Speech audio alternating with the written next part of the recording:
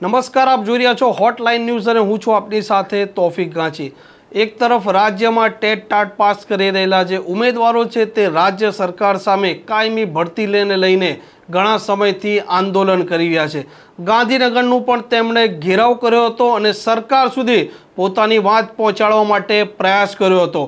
કેબિનેટની મિટિંગ મળી હતી અને કેબિનેટની મિટિંગ બાદ મુખ્યમંત્રી ભૂપેન્દ્ર પટેલે નિર્ણય લીધો છે અને તેની માહિતી પ્રવક્તા મંત્રી ઋષિકેશ પટેલે ગાંધીનગરમાં આપી છે, જેમાં તેમણે કહ્યું છે કે આવનારા સમયમાં 7500 ઉમેદવારો હશે, તેમની ભરતી સરકાર ટેટ ટાટ પાસ ઉમેદવારો માટે કરવા જઈ રહી છે। રાજ્ય સરકારના પ્રવક્તા મંત્રી આ મામલે શું કહી રહ્યા છે તે આપ સાંભળો।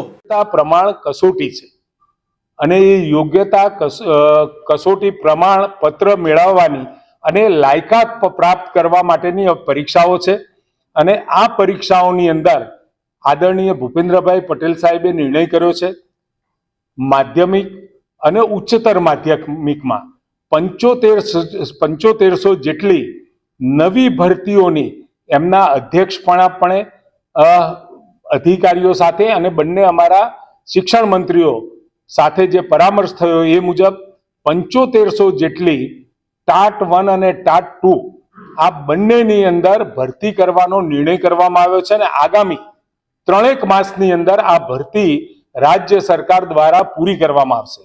સાથે જે ટેટની વાત છે, ટેટ 1 ટેટ 2 આ બંનેની અંદર પણ યોગ્યતા કસોટી પ્રમાણ જે આપણે પરીક્ષાઓ લઈએ છીએ એની અને તેમજ ભરતીની આ બંને બાબતો ચર્ચા કરી અને એના માટેના નિયમો યોગ્ય કરી બનાવી અને આગામી સમયમાં પણ આ ભરતીઓ કરવાનો પણ સરકારે નિર્ણય કર્યો છે।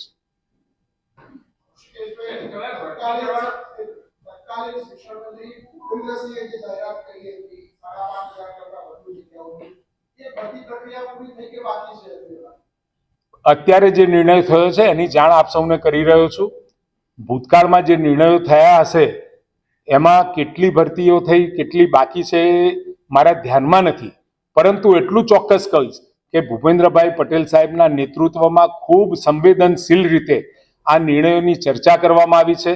આ નિર્ણયની ચર્ચા સાથે પ્રથમ તો જે કહેવાય કે ઉચ્ચતર અને માધ્યમિક શિક્ષણની અંદર ભરતીઓ પહેલા કરવી, એ ભરતીઓ પહેલા કરવાનો નિર્ણય એટલા માટે કર્યો છે કે ઉપર ભરતી તમે કરો અને પછી નીચે બધી જો સાથે કરવામાં આવે તો નીચેવાળાને ઉપર જવાનો, ઉપરવાળાને નીચે જવાનો સ્કોપ મળી રહે, પરંતુ ઉપર જો ભરતી પહેલા કરી લીધી હોય તો નીચે એટલી કોમ્પિટિશન પણ ઓછી થાય અને માનો કે નીચેવાળા ઉપર જતા હોય તો નીચેની જગ્યાઓ ખાલી રહે ટેટ 1 ટેટ 2 ની।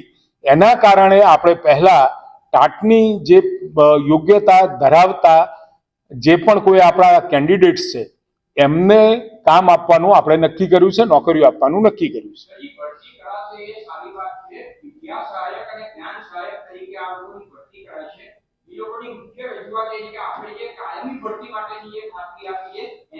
આ જે ભરતી થઈ રહી છે એમાં જ્ઞાન સહાયકને પણ આમાં જે ભરતી છે ભરતીમાં ચોક્કસ એના મેરિટ પ્રમાણે એને પણ ચાન્સ મળવાનો છે।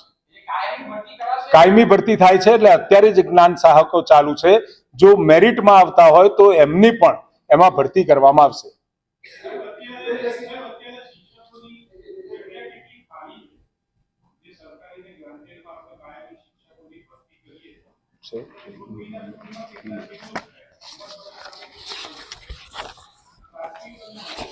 મને જણાવતા આનંદ થાય છે કે અત્યાર સુધી આપણે જે ભરતી કરી છે ગ્રાન્ટેડ અને સરકારી સ્કૂલોમાં એ 18,382 જેટલી છે અને પહેલી વખતે 7500 જેટલી ભરતીઓ આપણે સાથે કરી છે।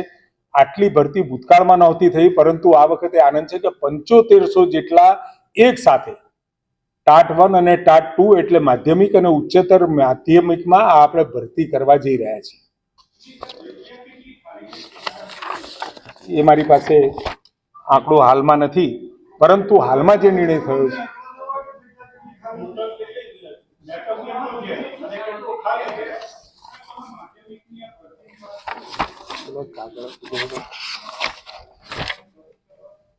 મેં કહ્યું ને કે ભરતી પ્રક્રિયાના જે નિયમો છે આખરી થયેથી અને સાથે જે યોગ્યતા પ્રમાણપત્ર આપણે જે આપીએ છીએ, જે પરીક્ષા દ્વારા યોગ્ય શિક્ષકોના જે મેરિટ ઓર્ડર અને ભરતીના નિયમો આખરી થયેથી આ ભરતી પણ કરવાનું સરકારે નક્કી કર્યું છે. મારી પાસે હાલ જો નથી આંકડા, તમારે જોઈતા હશે તો હું આપી દઈશ.